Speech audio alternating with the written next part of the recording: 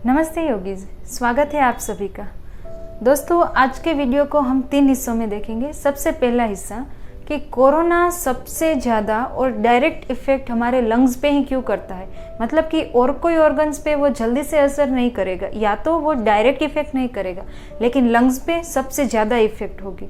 दूसरा हिस्सा, उसमें हम देखेंगे कि जो लोग कोरोना से संक्रमित हुए, ठीक भी हो गए, लेकिन उसके बाद उनके बॉडी में एनर्जी ही नहीं है, या तो उनके फेफड़ों में मानो की जान ही नहीं है, तो उन लोगों को वो एनर्जी वापस लाने के लिए, लंग्स को ठीक करने के लिए कौन से प्राणायाम करने चाहिए। और तीसरे हिस्से में हम देखेंगे कि जो लोग संक्रमित नहीं हुए हैं उनको कौन से प्राणायाम करके अपने लंग्स को स्ट्रॉन्ग रखना चाहिए।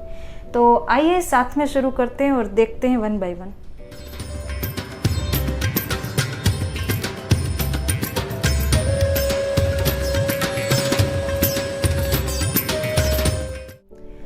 दोस्तों, हमारा बॉडी बहुत सारे सेल्स से बना होता है। 37 लाख करोड़ सेल्स ऑलमोस्ट उसमें होते हैं।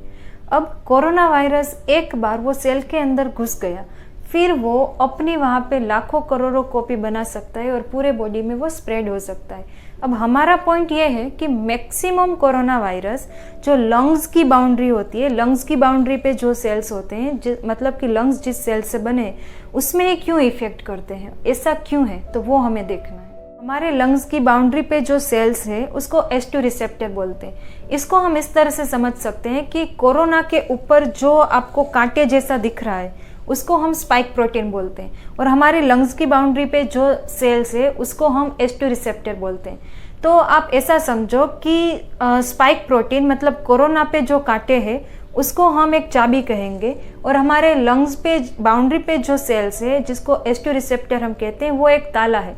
तो उस ताले की परफेक्ट चाबी कोरोना के पास है। वो उस पर लॉक करके उसके अंदर आसानी से जा सकता है, और एक बार वो अंदर चल गया और अंदर घुस गया, उसके बाद से तबाही शुरू।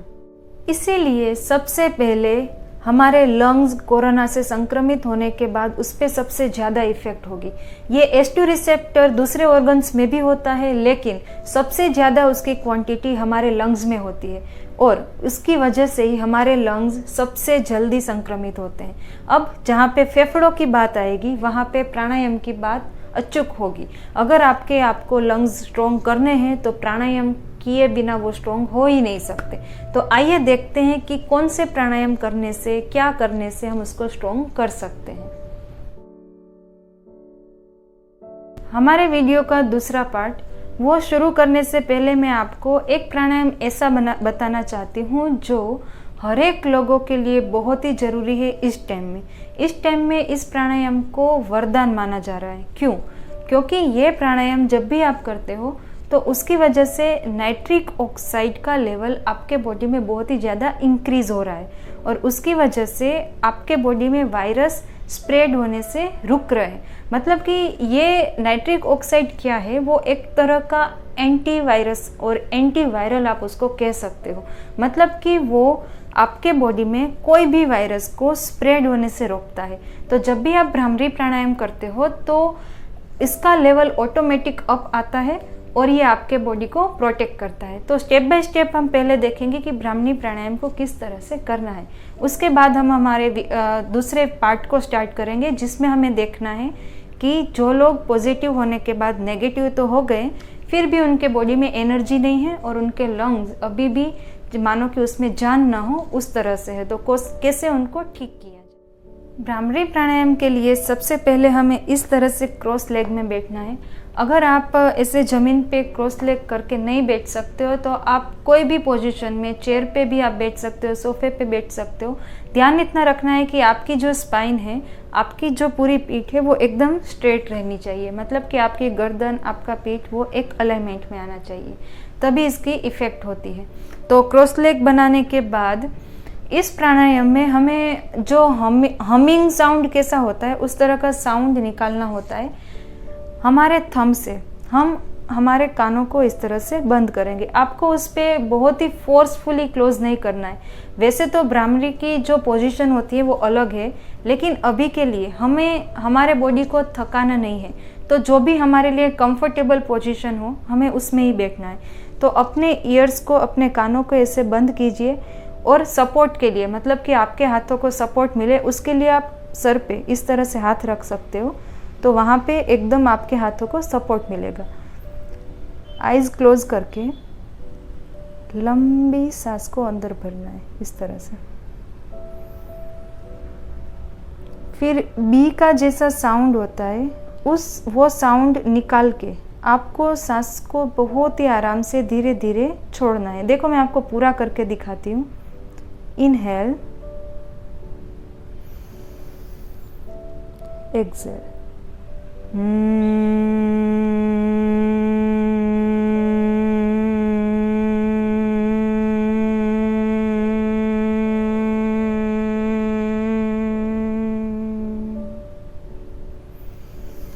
मतलब कि आप क्या करो कि आपकी जो टंग है उसको ऊपर की तरफ टक करके रखो, तो आप आसानी से वो साउंड निकाल पाओगे। एक और बार मैं आपको करके दिखाती हूँ। अपने ईयर्स को, कानों को बंद कीजिए, हाथों को सपोर्ट दीजिए, सर पे ऐसे रख के इस तरह से आप रख सकते हो। आंखों को बंद रखिए, लंबी सांस भरिए and Excel.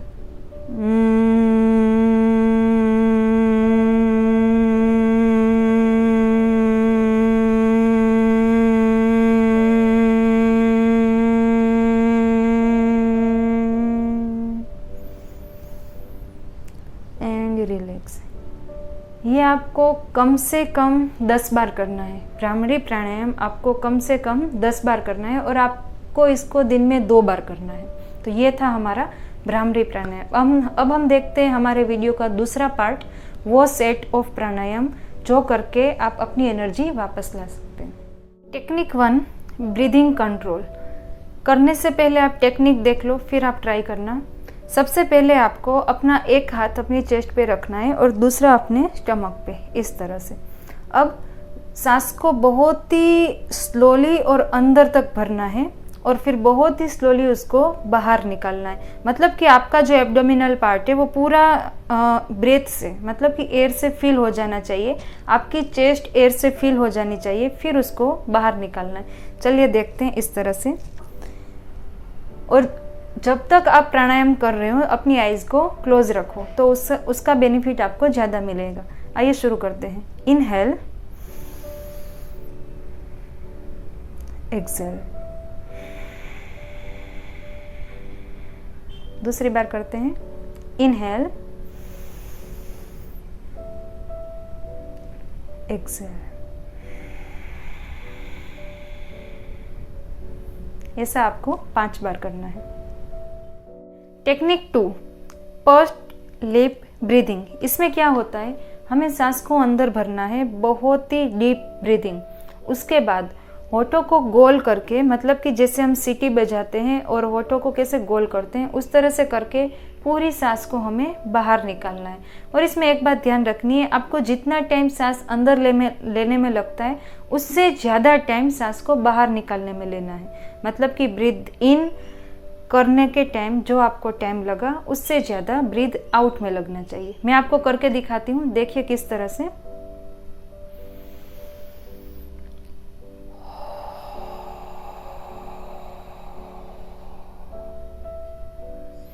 One more time, inhale, Excel.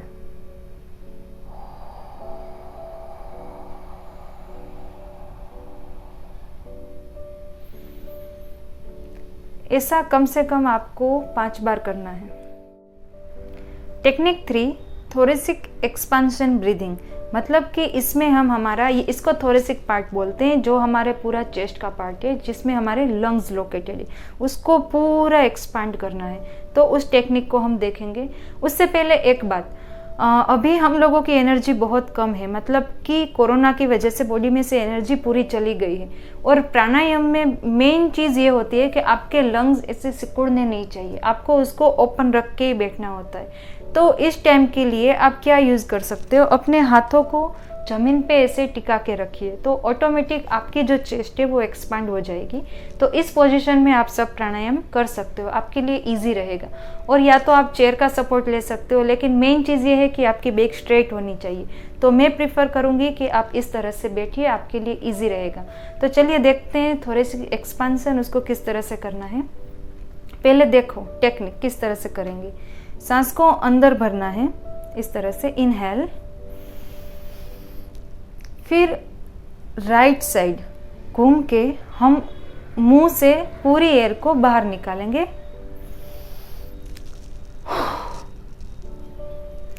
वापस देखिए,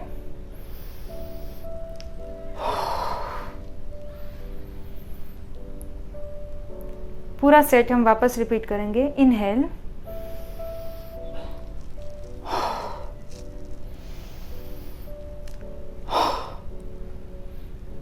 ऐसा हमको 5 बार करना है।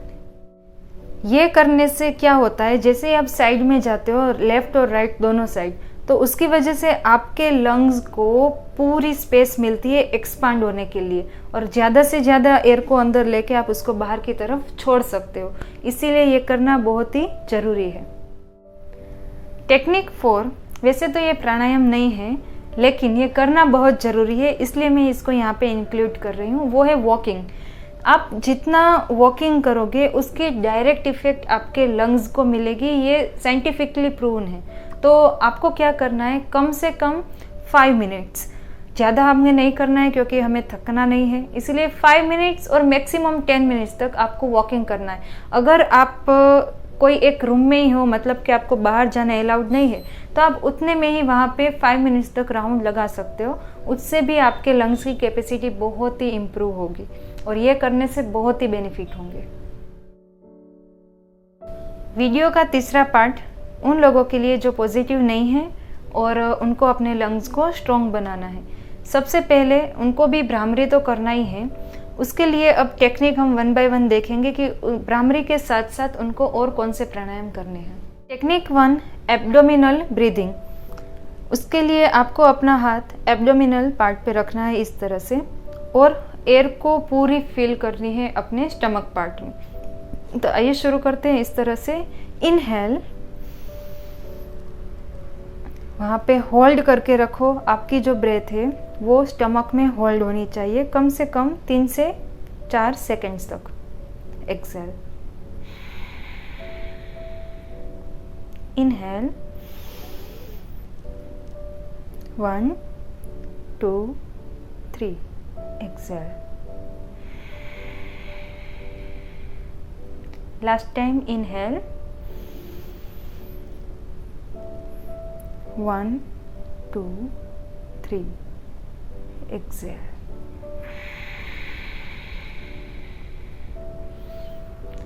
ऐसा आपको रेगुलर बेस पे ये प्राणायाम कम से कम 10 बार करना है। Technique 2, shoulder pumping.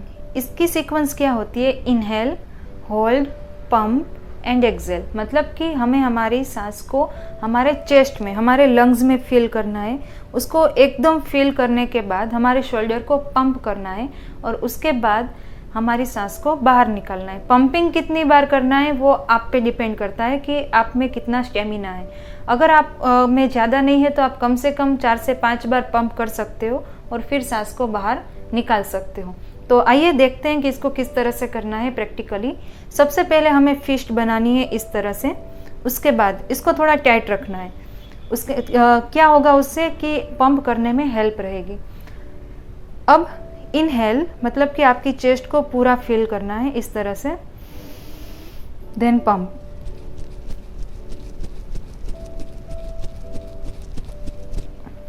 एक्सेल। एक और बार देखते हैं, फिस्ट बना के इनहेल, पंप,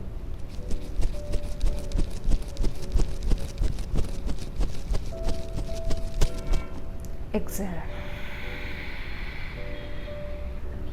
बहुत ही ज़्यादा बेनिफिशियल है। आप एयर को, ऑक्सीजन को अपने लंग्स में फिल करने के बाद फिर आप पूरा यहाँ पे मूवमेंट देते हो, मतलब कि आपके लंग्स को बहुत बेनिफिट मिलेगा ये करने से।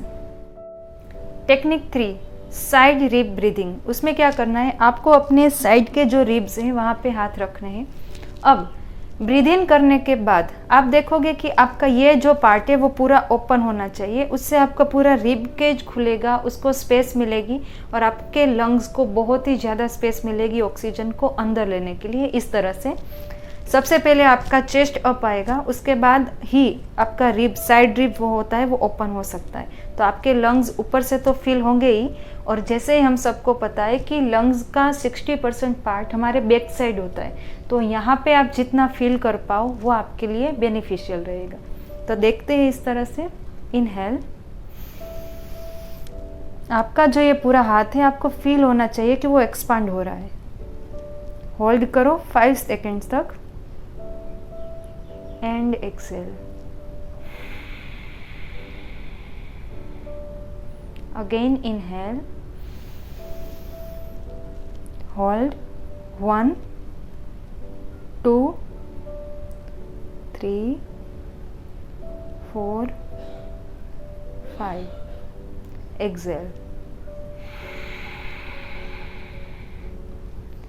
ये भी आपको कम से कम 10 बार करना है दिन में। Technique 4, blowing out a candle. इसमें 2 तरीके हैं करने से, हम दोनों को 1 बाय 1 देखेंगे। सबसे पहला, एक ही ब्रीथ में एक ही कैंडल को हमें ब्लो आउट करना है, और दूसरी जो मेथड है उसमें यह है कि मल्टीपल कैंडल से और उसको आपको ब्लो आउट करना है। तो पहली मेथड देखते हैं किस तरह से करेंगे। सांस को अंदर भरना है और एकदम फोर्स के साथ उसको बाहर निकालना है, जैसे कि हम कैंडल को ब्लो आउट करते हैं। ओके, पर्स्टली हमने जो आगे का प्राणायाम देखा उसमें और इसमें एक छोटा सा डिफरेंस है। उसमें हम सांस को बहुत ही हल्के से बाहर निकालते हैं और इसमें हम फोर्सफुली निकालते हैं। और ये मैंने सेकंड पार्ट में इसलिए बताया है क्योंकि जो लोग संक्रमित होने के बाद प्राणायाम करते हैं उनको फोर्सफुली जो करना पड़े ऐसा कोई भी प्राणायाम नहीं करना है। उनको ध्यान रखना है कि उसकी एनर्जी कहीं भी वेस्ट ना हो। तो आइए यहाँ पे देखते हैं कि किस तरह से करेंगे। सबसे पहले इनहेल, और मुंह से हम पूरी सांस को बाहर निकालेंगे फोर्स के साथ, इस तरह से। 1 more टाइम, इनहेल। अब एक ही कैंडल नहीं, लेकिन मानो कि सामने मल्टीपल कैंडल्स हैं और हमें ये टेक्निक यूज करनी है, तो इस तरह से करेंगे। इनहेल,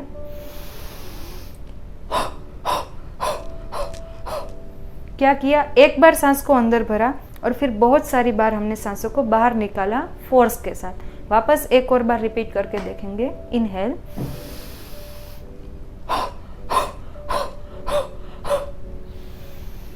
इससे क्या होगा कि आपका जो लंग्स है वो पूरा क्लीन हो जाएगा। अगर कहीं भी कफ का लेवल होगा तो वो कफ ऊपर की साइड आ जाएगा और इजीली आपके माउथ से वो बाहर निकल जाएगा।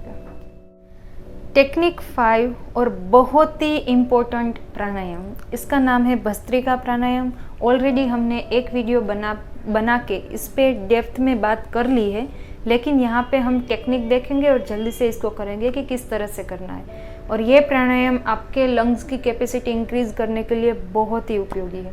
और जनरली ये प्राणायाम बहुत ही फोर्सफुली और फास्ट होता है, बट अभी के टाइम में हम इसको स्लो करेंगे। मतलब कि हमें बॉडी के और कोई ऑर्गन्स पे ध्यान नहीं देना है। अभी हमारा फोकस सिर्फ लंग्स पे है, तो हम ज़्यादा बॉडी को थकाएंगे नहीं और बहुत ही आराम से करेंगे। तो सबसे पहले आपको क्या करना है, आप वज्रासन में बैठ सकते हो, क्रॉस लेग पोजीशन में बैठ सकते हो, जैसे भी आपको कंफर्टेबल है।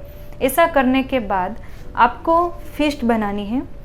फिस्ट बनाने के बाद इस पोजीशन में आना है और आप जब इनहेल करो तब हाथों को ऊपर लेके जाना है और अपने जो फिस्ट बनाई है उसको ओपन कर देना है, इस तरह से। ये ऊपर लेके गए, ओपन किया, फिर वापस लेते टाइम आप एक्सेल करोगे और फिस्ट वापस बनाओगे, इस तरह से।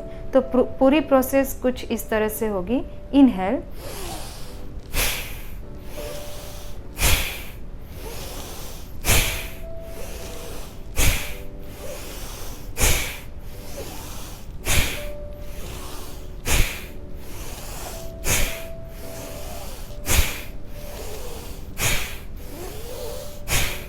एक ही बार में आप इसको 10 बार करोगे और आप देखोगे कि आपके बॉडी में एनर्जी का पूरा फ्लो आपको फील होगा। और इस आसन को तो ज़रूर से करना है, ज़रूर से करना है। तो बस योगीज इतना ही करना है। पहला सेट जो मैंने आपको बताया, मतलब कि उन लोगों को जो ठीक होना चाहते हैं, एनर्जी बहुत ही कम है संक्रमित होने के बाद, तो उन लोगों को हर एक सेट को कम से कम 4 से 5 बार करना है। और पूरे दिन में कितनी बार करना है, तो 2 से 3 बार। जब भी आपको टाइम मिले, खाना खाने के बाद डायरेक्ट नहीं करना है, खाना और प्राणायाम के बीच में कम से कम 3 या 4 घंटे का गैप होना चाहिए। और दूसरे सेट्स के जो लोग हैं जो अपने लंग्स को स्ट्रॉन्ग करना चाहते हैं, उनको हर एक सेट को कम से कम 10 बार करना है, और अगर वो कर पाए तो दिन में 2 बार उनको करना है। तो इतना कीजिए और अपने बॉडी को हेल्दी रखिए। मिलते हैं हमारे अगले वीडियो में एक नए टॉपिक के साथ। तब तक के लिए नमस्ते।